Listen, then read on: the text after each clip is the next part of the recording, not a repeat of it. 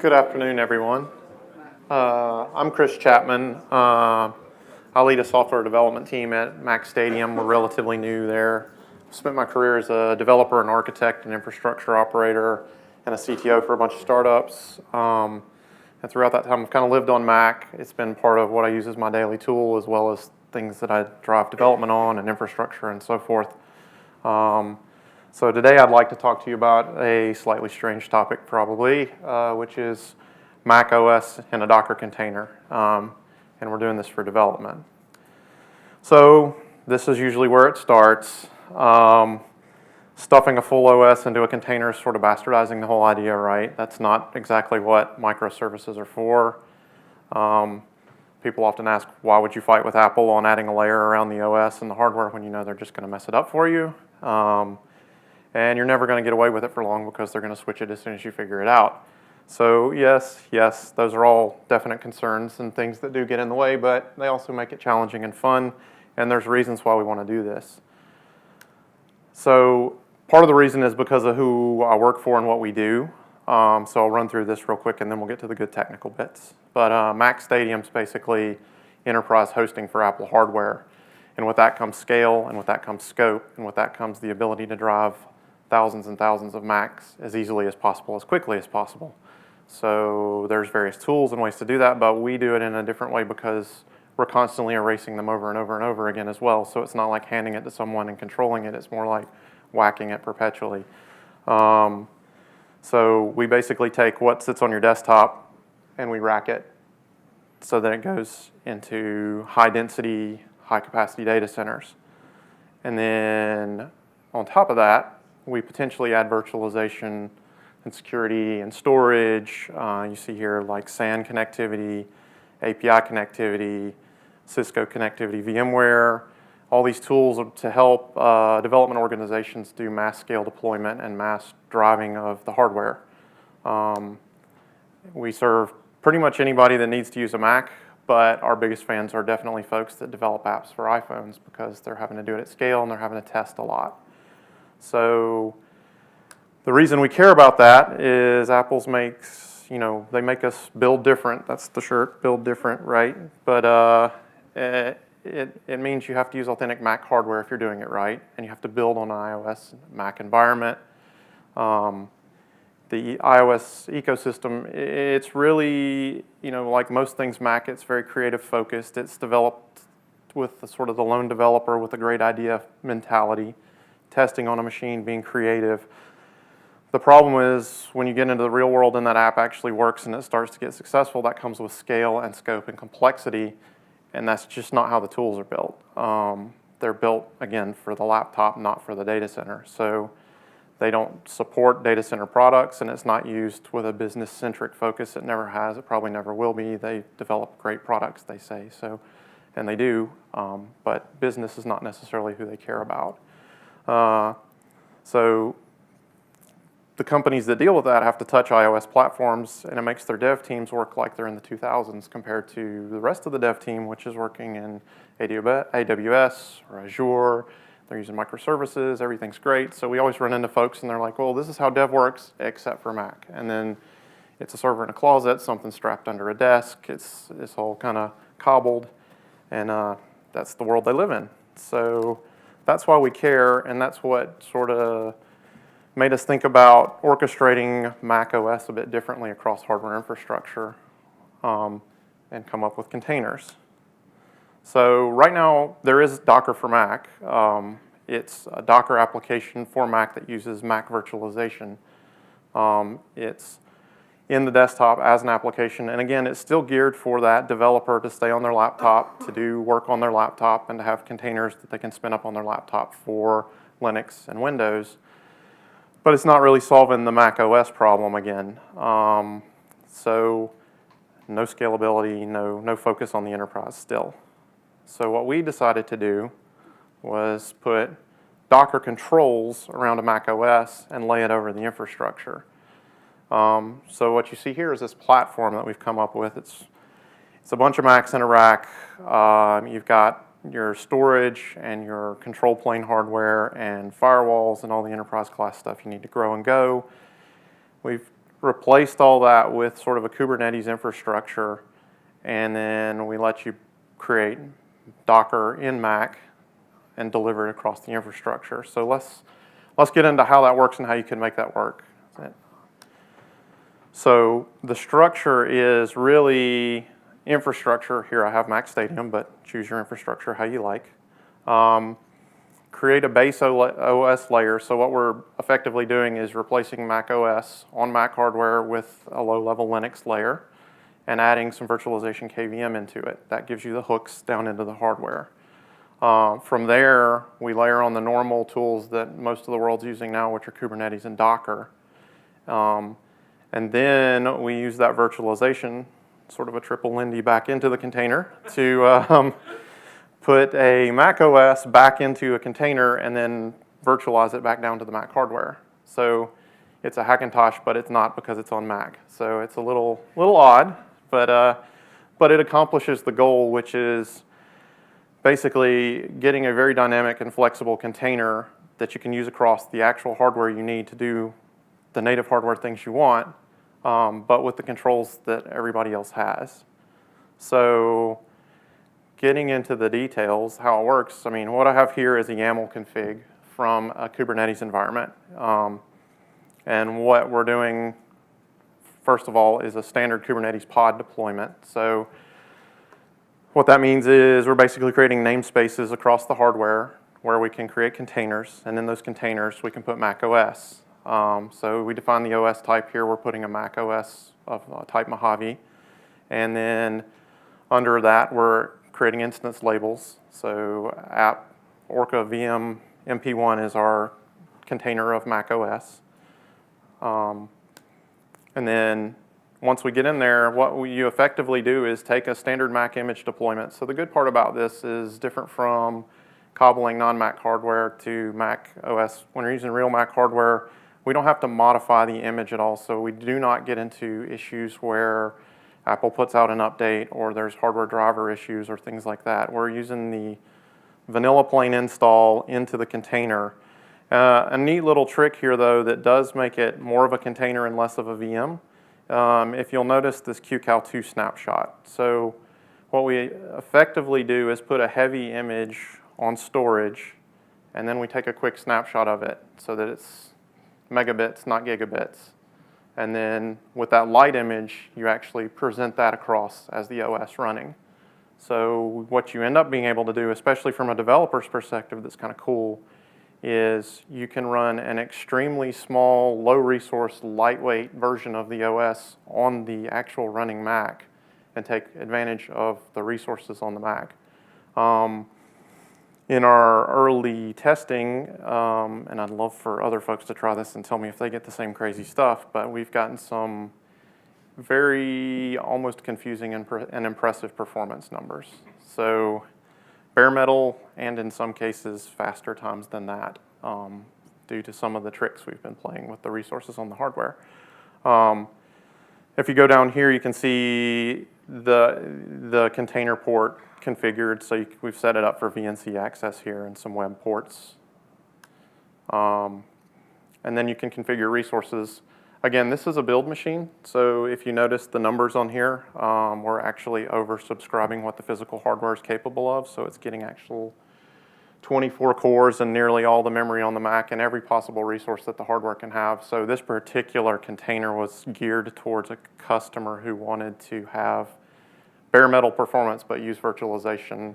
And I don't know if you all know, but typically when you layer virtualization over something, you're expecting somewhere between a 10 and 20% tax on your performance. So the upside is you get all the flexibility and capability of virtualization and orchestration and able to move stuff around. The bad side is you slowed everything down and your whole life is predicated on building as fast as possible. So we're trying to kind of bridge those gaps, and in this case we can do some interesting tricks. Like I said, really light resource, but really oversubscribed physical metrics to make things work. And then in here, another interesting thing you can do with this is, again, because we're in Kubernetes and Docker land, you can subscribe different resource types. In this particular case, we're actually setting this up to iSCSI and mapping it to a flash array. So I can scale very high capability, very fast storage onto a very small Mac. This is particularly crucial as we begin, let's say, soldering our devices into the Mac and making it less and less likely that it'll ever be upgraded internally. So having external storage that works well is sort of crucial. And it also, again, gives you the ability to offload and play tricks with the resource of the storage frame versus the resource of the internal Mac. Another interesting thing here is as you can use different types of file systems, so you can cluster files across Mac capacity, which gives you a whole different way of, if you weren't going to use a storage frame, of taking a large chunk of independent Macs and creating a unified file system across them, say. And it works well. So the last bit is again, the ability to dynamically change the configuration so that you can present a container to a user or a set of users and allow not only mapping of the ports, but allow them to map the ports through YAML configurations with the tools that they have. So one of the big things that we often struggle with is we tend to entertain a lot of DevOps groups in our company. So I'm either talking to the developer or the operator, maybe sometimes both if it's a company where they do both, but depending on who I speak to in that conversation completely changes how they want to see the infrastructure. The operator is fully comfortable with virtualization and vSphere and managing hardware. The developer wants nothing to do with it, but they want all the control. So what we've seen a lot with DevOps as it's grown, especially with Apple, is very siloed but interdependent groups that have to count on each other to make things work and often struggle with each other because they like to do things completely different. So this tool, in effect, is sort of trying to put that control back in everybody's hands so we're all on equal footing. And the reason it does is exposing a Mac OS in a container like this gives you a CLI way to act on it, an API way to act on it, a UI way to act on it. You've got Terraform and Ansible, Jenkins. You've even got Kubernetes itself to drive the whole infrastructure with. So now when you go to a dev team or an ops team and say, how do you run your infrastructure? And they say, well, most of it's in AWS and Azure except. Well, the except part can change and go, well, we can drive Apple infrastructure now the same way we can drive AWS and Azure infrastructure because I can use my good old Kubernetes dashboard. I can deploy pods, I can monitor things, I can see how it works, and I can use my own tools and my own open source technology to make customizations to it. Better yet, I can give it to the developer.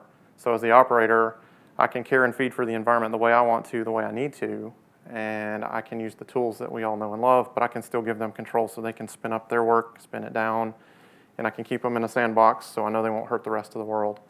But they still have control and they don't have to put in a ticket with me every time they want a new machine or another VM or to clean something up.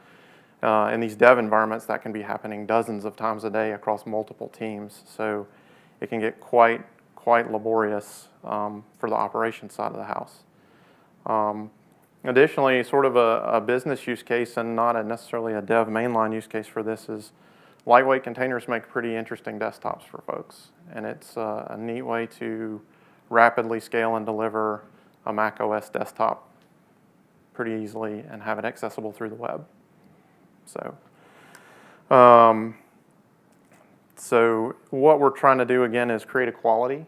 You've got mainline dev working side by side with the same CI/CD tools. You become an equal citizen, so development becomes development, not development and Mac development. There's still always the challenges with Xcode and the ecosystem and how it works, but this tends to bring parity a little bit to the environment. All that said, and it sounds too good to be true, and yes, there are challenges. Good old Apple. T2 is obviously a big thing. Security is very important. Security is very important to us. T2 is a bit of an exciting curveball for everybody that does any alternate OS on Mac. So in case you guys haven't kept up with all of that, the T2 chip now basically bricks the Mac if you put anything other than Apple OS on it, or Windows if you go through boot camp, but it turns off secure boot in a way. This is because they need a driver signature to validate that the OS is correctly being used on the correct hardware, and it needs to call home and talk to Apple about it. So for everybody that was using VMware or orchestrating stuff with Fedora or something like that, it's caused quite an issue if you want to use a new 2018 Mini. There are ways around it. You can still use it in a side-loaded capacity. It just limits some of the ports and hardware you're using on the device. So we've been able to make it work in that way. You can also use it with some alternative virtualizations that work inside the Mac OS. So there are other virtualization technologies that actually take advantage of Xhive and Beehive, which are the inbuilt virtualization that lives inside Mac OS. It's not quite as mature a virtualization technology as KVM or ESX, but it does have some ability. Again, when you're using like a Docker for Mac or a product like an Anka, it does give you the ability to spin up a Mac OS inside a Mac OS to sort of test with and keep it sandboxed away from the rest of your stuff. The problem is when you start to scale and run into performance problems, it's not quite the best fit. We're also working with Apple, and so are others, VMware and the like, of just finding out the right way to work with T2. They have hinted that there is an API and a best practices method for talking to the T2 chip. They have been less open about how exactly that should work. But it supposedly exists. There is a document for it. And there are some calls you can make. It just kind of gets a little deep in the weeds when you're just trying to sort of set infrastructure up. This is getting more into how the processes flow through the chip. The other piece is the flexible-ish capacity. So with this, obviously, the cool part is now you've created a big chunk of Macs that you can software define at will with all the cool tools that you know and love. If you're following Apple's EULA the way you should, they limit how many and how much you can put on a machine. So the answer I always say is, technically, can you? Sure, I can put a dozen, 2 dozen Docker containers on a Mac, and it will work. Legally, should I? They're not very supportive of that. They haven't come down on it, but they also haven't clearly defined it. So a machine is not clearly defined by Apple. You can certainly virtualize them, and you can virtualize at least 2 per piece of hardware. And there is a rumor that more is possible from the legal side of things soon with the possible advent of the new Mac Pro, but we're waiting to see. But either way, the other interesting part about this is that you can create your hardware in such a flexible way that you can give out pools at runtime to the people who need them for what they need, as long as your group owns it. So one of the ways we handle it at Mac Stadium, and the way that I would suspect large businesses or institutions could handle it, is if you are the owner of the Mac capacity, it's your capacity, and then you dole it out as you see fit to your folks, as long as it's yours and not shared with other people. So when you do something like this, that becomes critically important, because now I can let my developers do whatever I want with my hardware, because it's my hardware. So that's my gray area for legality. I'm not a lawyer. Do what you will. So that is pretty much what I had for today. So I'm happy to take questions or dive into any part of it deeper, or tell you how we kind of figured it out, or anything. Yes, sir. Oh. Let's see, he's coming from the back. I surprised him. I went too fast.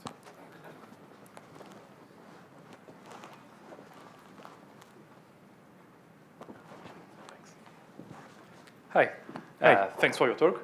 Yeah. I was wondering, so your Docker services, you offer it as a service to whoever who want it, correct? Yeah, Docker as a service, yeah. Okay.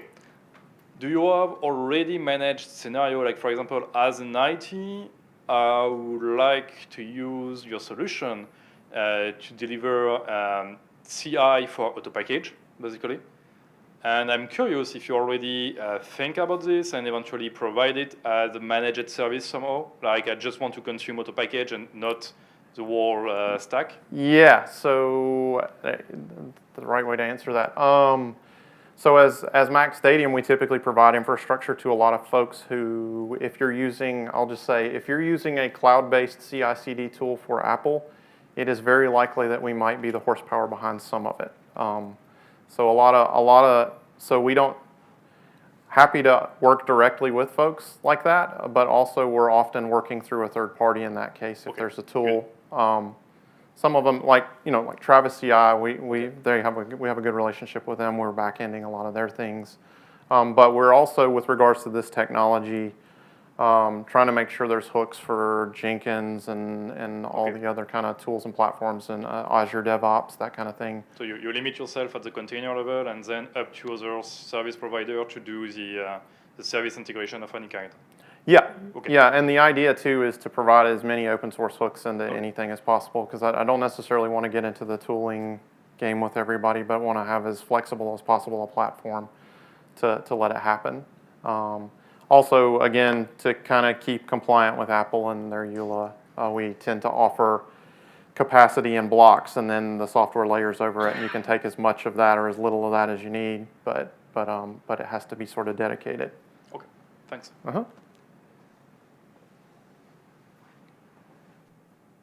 Anybody else? Yes, sir. Coming at you. Sports. Nice toss. So you currently have this working in production for your clients. Can you tell us around how many of your racks are actually set up for this right now? Actually, not in production. It's in beta with customers. So it's in lab. It's in pre.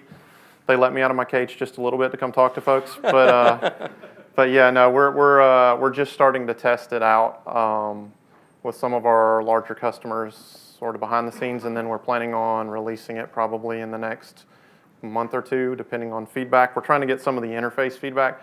The good news and bad news about the platform is now that you kind of hook into Docker's and Kubernetes land, you get a whole litany of tools that everybody likes to use, but as we start to ask people, well, now that it can do this, what would you like it to do?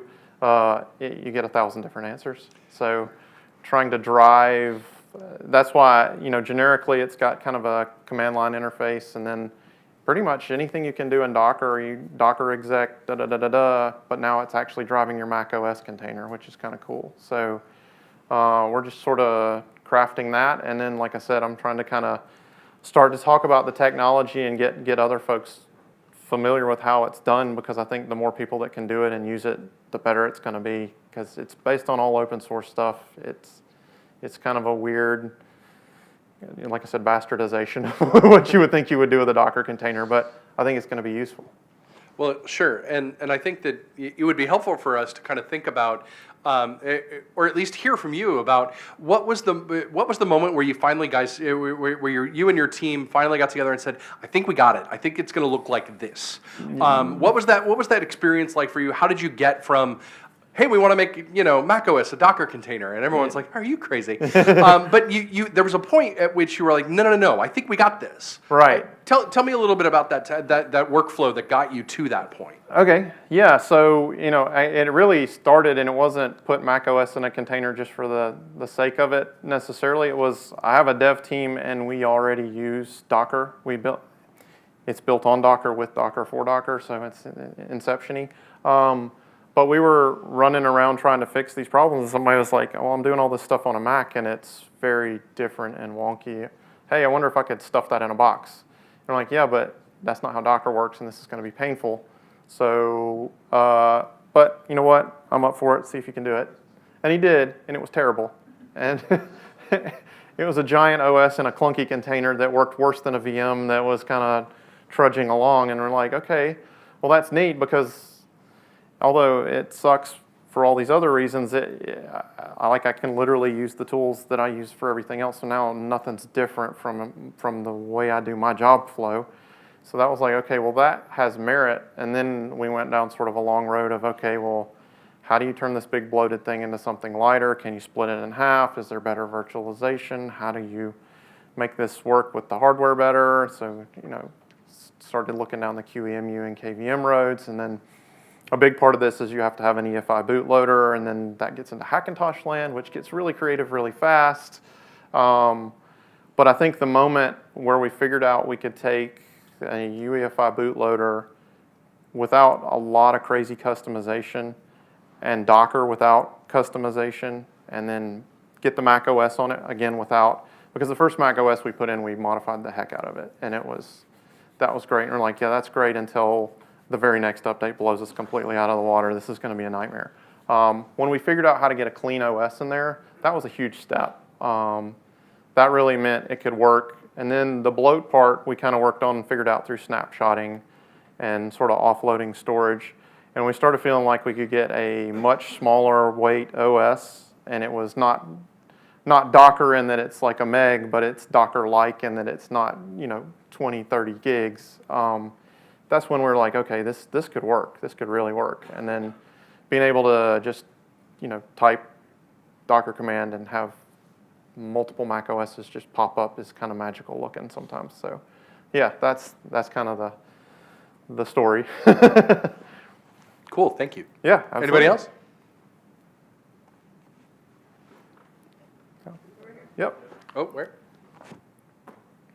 I'm curious about how much customization you had to do to that bootloader. At first, a lot. At first, we literally recompiled the binaries and injected drivers all over the place and hacked the snot out of it. Was this the Clover EFI? We did Refind and Clover and kind of played with both. Eventually, we were able to get back to vanilla Clover and come up with most drivers that work pretty consistently. The KVM QEMU part's a little dicey, as always it can be. And typically that gets wonky around the Thunderbolt 3 stuff. With the new stuff, it's going to be an interesting challenge because it should work out of the box, but Apple points to Intel, and Intel doesn't care, and so it seems like nobody's really focused on that problem. But that's usually where it gets dicey is just in a driver situation every once in a while. But with the existing stuff, everything works fine, and we've gotten it back down to generic drivers and no mod, and we're using the open Clover bootloader.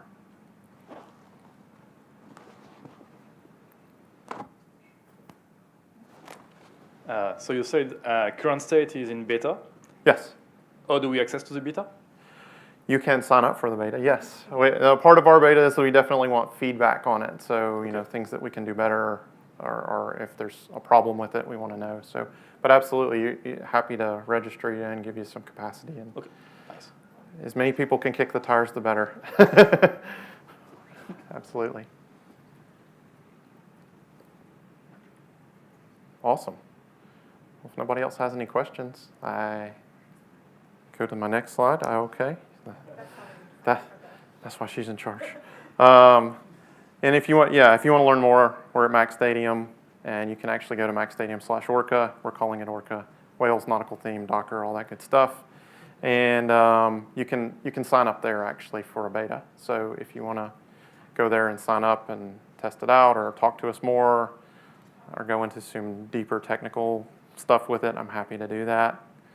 Like I said, we're kind of getting excited about it. For us, it's a new way to drive our infrastructure, which traditionally has been a lot of hands in the data centers putting stuff in racks, and/or a lot of people coaching people through how to use the various orchestration stuff that they have, whether it's vSphere or Ansible and Terraform scripting, or Puppet or Chef, or whatever else they're using these days. But it's kind of a neat little world we live in where they want to constantly erase the infrastructure and they constantly want to add and take away from it. So that lends itself to where we're going. Is that it? The end.